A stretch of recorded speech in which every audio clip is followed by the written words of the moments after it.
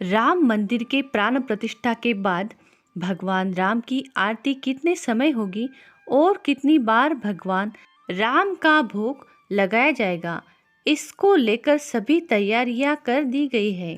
साथ ही रामलला की पूजा अर्चना रामानंदी परंपरा से होगी, इसको लेकर भी पूरी तैयारियां हो चुकी है। अब आइए जानते हैं भगवान राम की किस तरह से और कैसे आरती पूजा होगी। नमस्ते श्रोताओं, जय सिया राम। श्रोतागण, कथा श्रवण करने से पहले हमारे धर्मी होस्ट चैनल को सब्सक्राइब जरूर करें और बेल आइकन वाला बटन जरूर दबाएं ताकि हमारा अगला वीडियो आप तक पहुंच सके। श्रोतागण, कथा को शुरू करते हैं। अयोध्या में 22 जनवरी को राम मंदिर की प्राण प्रतिष्ठा के बाद रामलला की पूजा अर्चना रामानंदी परंपरा से होगी। अभी से राम लला को जगाने से लेकर सुलाने तक का कार्यक्रम तैयार किया जा रहा है। कब वह कौन सा वस्त्र धारण करेंगे, कब उनका कौन सा स्नान होगा, उनकी स्नान की विधियां क्या होगी, नियमित खान पान क्या होगा, इसकी पूरी तैयारियां हो रही है। आइए जानते हैं कि रामलला का कैसा भोग लगेगा और कब कब भगवान राम की आरती होगी। विधि विधान पर तैयार हो रहा ग्रंथ। राम मंदिर ट्रस्ट ने धार्मिक कार्यक्रमों और पूजा व्यवस्था को संचालित करवाने के लिए एक हाई पावर कमेटी बना दी है। इसमें रामानंदीय परंपरा के संत भी शामिल है। समिति के एक सदस्य मनीराम छावनी के महंत कमल नयन दास भी है। वह कहते हैं कि पूजा तो रामानंदी विधि विधान से ही होगी। समिति इसे और भव्य बनाने के लिए कुछ सुझाव के साथ संशोधन कर सकती है। काशी के विद्वान आचार्यों से भी समिति इस पर चर्चा करेगी। श्री राम सेवा विधि समिति पूजन विधि पर एक ग्रंथ भी प्रकाशित कर रही है। इसमें पूजा से लेकर अन्य धार्मिक कार्यक्रमों की विधिक प्रक्रिया का वर्णन होगा। अब जानते हैं किन किन व्यंजनों का भोग लगेगा। रामलला को 4 समय भोग लगेगा। पुजारी प्रेमचंद्र त्रिपाठी बताते हैं कि रामलला को हर दिन और हर समय के हिसाब से अलग अलग व्यंजन परोसे जाते हैं। ये व्यंजन राम मंदिर की रसोई में बनते हैं।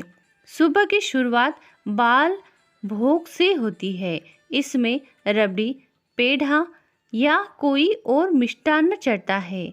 दोपहर में राजभोग चढ़ता है, जिसमें दाल चावल, रोटी, सब्जी, सलाद और खीर शामिल होती है। संध्या में आरती के समय भी अलग अलग मिष्टान्न चढ़ते हैं और रात में भी पूरा भोजन चढ़ाया जाता है। यह प्रसाद भक्तों को कभी कभार बांटा जाता है। नियमित तौर पर भक्तों को ट्रस्ट की ओर से इलायची दाना दिया जाता है। इसके अलावा ट्रस्ट अलग अलग प्रकार का प्रसाद देने पर मंथन कर रहा है। ट्रस्ट का मानना है कि प्रसाद वह दिया जाए जो महीनों तक खराब न हो। अयोध्या में राम भक्तों में भी 2 वर्ग माने जाते हैं। अयोध्या में ही राम भक्त भी 2 वर्गों में बंटकर अपने आराध्य को रिझाते हैं। एक है रसिक तो दूसरा दास संप्रदाय।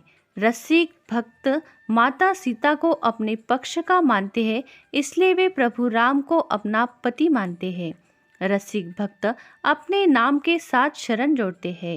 और दूसरा दास समुदाय प्रभु राम को अपना राजा और अपने को उनका सेवक मानकर उनकी पूजा करता है और अपने नाम में दास जोड़ता है।